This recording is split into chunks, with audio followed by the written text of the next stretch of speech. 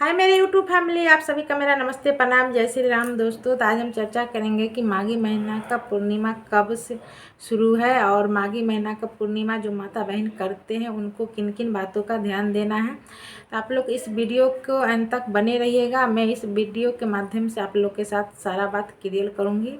चलिए शुरू करते हैं दोस्तों।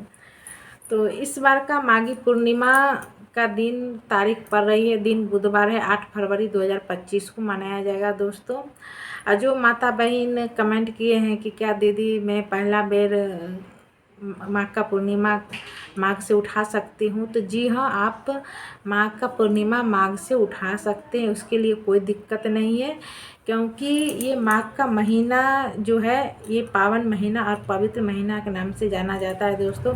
ऐसे तो 12 महीना में 12 ठो पूर्णिमा आता है, मगर ये माघी महीना का पूर्णिमा करने वालों को बहुत ही शुभ फल प्राप्त होते हैं। तो आप माघ महीना से ये पावन और पवित्र पूर्णिमा आप कर सकते हैं।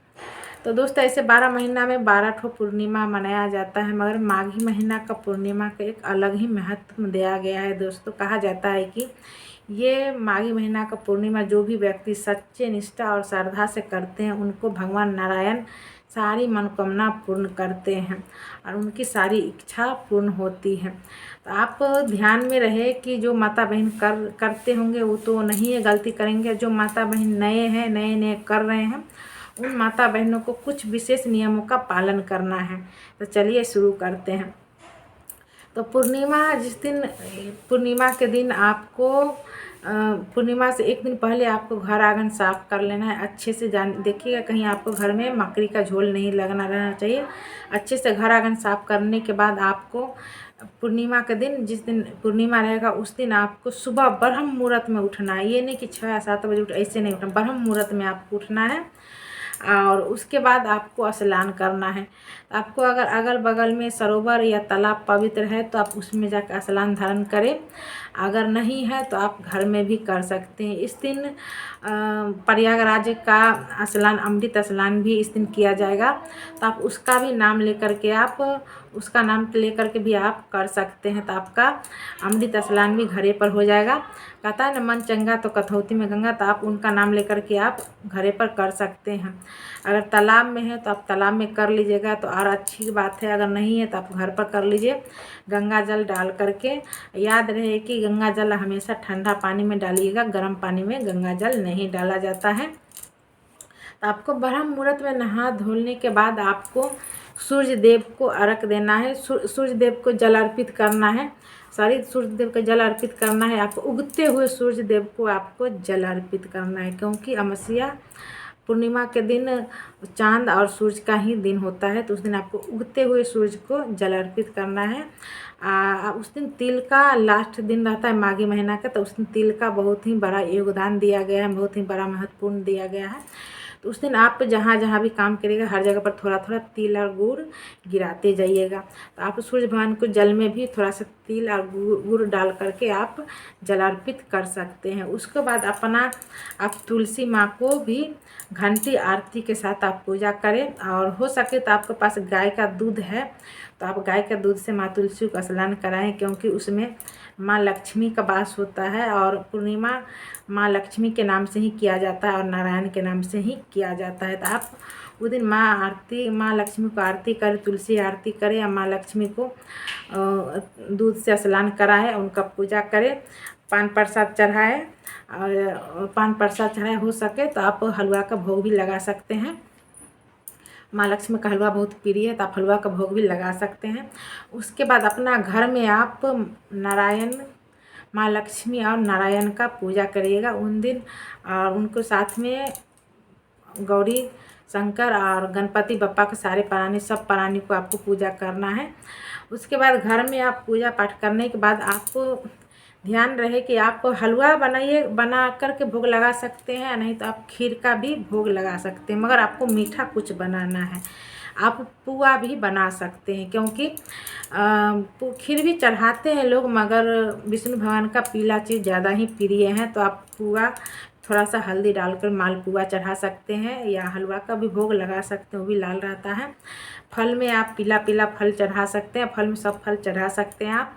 उनके बाद उनको आरती करें, भजन करें और ओम नमो वासुदेव के नाम का जप करें। ओम नमो भगवते वासुदेवाय नमः आप जप करें 7 बार।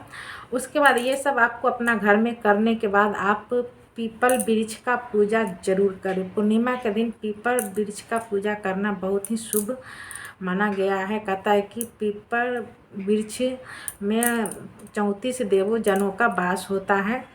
उस दिन नारायण माँ लक्ष्मी का भी वास होता है। तो आप पीपल का वृक्ष का जरूर पूजा करें।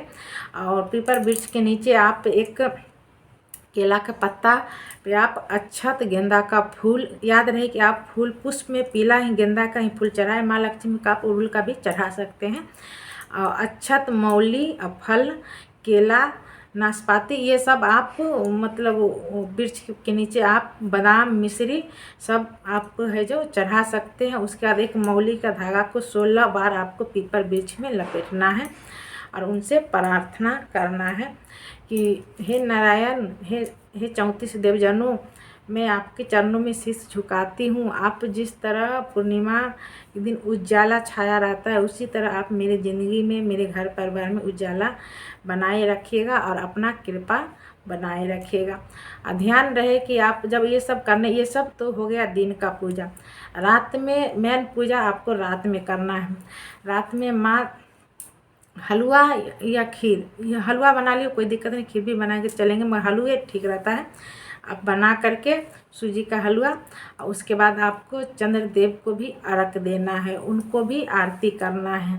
और उनको भी आरती अर्घ देने के बाद उनसे भी आप सच्चे निष्ठा श्रद्धा से प्रार्थना करें कि हे चंद्रदेव, आप मेरा इच्छा पूर्ण करना और मेरे परिवार को खुशियों प्रदान करना और मेरे परिवार के में उजाला हमेशा बरकरार रखना। आपको ये सब करना है। उसके बाद आपको खाना है बिना लहसुन प्याज के। आपको ध्यान रहे कि जो उस दिन आपको खाना खा सकते हैं, मगर कुछ माता बहन नहीं भी खाते हैं। कहते हैं कि साल में जो प्रतिदिन रेगुलर करते हैं वो अन्न खा सकते हैं, मगर जो एक ही बार साल में पूर्णिमा करता है सिर्फ माघी के माघी, तो वो फल नहीं, दाना नहीं खाएंगे तो कोई दिक्कत नहीं, वो फले खा करके अपना व्रत रखना है। क्योंकि उस दिन तीखा चीज़ नहीं खाया जाता है, जो भी खाइए मीठा चीज़ खाइए। आप दाना भी खा सकते हैं, हलवा, खीर, ये साबूदाना ये सब आप खा सकते हैं। अगर आप खाना चाहते हैं, आपका शरीर सक्षम नहीं है उतना देर बर्दाश्त करने का, तो आप खा सकते हैं, कोई दिक्कत नहीं है। अगर आपका शरीर सक्षम है तो आप है जो आप फल ही खा कर के रहेंगे तो और बेहतर परिणाम मिलेगा आपको, और बेहतर फल मिलेगा। तो आपको ऊपर इच्छा है, आपका शरीर के ऊपर अनुभव है कि आप कैसे कर सकते हैं, बाकी आपकी मर्जी। उसके बाद इस दिन दान का बहुत ही बड़ा महत्वपूर्ण दिया गया है दोस्तों। इस दिन हो सके तो आपको जो सक्षम है, जो भगवान आपको दिए हैं वस्त्र, कपड़ा, ये सब आपको दान करना है। क्योंकि 12 साल का जो संकल्प लेते हैं वो कुंभ प्रयागराज में दान करते हैं माघी का पूर्णिमा के दिन। तो इस दिन दान का बहुत ही बड़ा, दान स्नान का बहुत ही बड़ा महत्वपूर्ण दिया गया है। तो आपको इस दिन ध्यान रहे, विशेष रूप से आपको कुछ में कुछ दान करना ही है, तभी आपको पूर्णिमा करने का महत्व आपको भगवान देंगे और उसका फल प्रदान आपको करेंगे। तो आप है जो पूर्णिमा है जो कर सकते हैं। और उस दिन जो माता बहन को इच्छा नहीं पूर्ण हो रहे हैं, एक बात और है, जो माता बहन की इच्छा नहीं पूर्ण हो रहे हैं, जो कुमारी कन्या के शादी नहीं हो रहे हैं, जो बहन को कोई औलाद नहीं है, कुछ माता बहन को संतान नहीं है, तो उनको ये पूर्णिमा ज़रूर करना है। और आपको एक संकल्प लेना है कि आप है जो कितना पूर्णिमा करेंगे, 11 करेंगे, 21 करेंगे, जो आपको मन में है उतना के जो आपको करना है वो आप संकल्प ले लीजिएगा। एक हाथ में पुष्प और थोड़ा सा अक्षत और 5 सुपारी लेकर के संकल्प आपको लेना है नारायण जी के सामने कि हे नारायण जी, मैं आपका संकल्प ले रही हूँ। और कुछ फल का त्याग कर देना है, मौसमी फल का, जैसे लीची, आम, ये सब फल दे के लालच आता है, तो इस फल का आपको त्याग करना है। मरने में हम आपको बता दे रहे हैं, मैंने उससे बनी कुछ चीज़ आपको नहीं खानी चाहिए, कुछ भी आपको नहीं खाना है।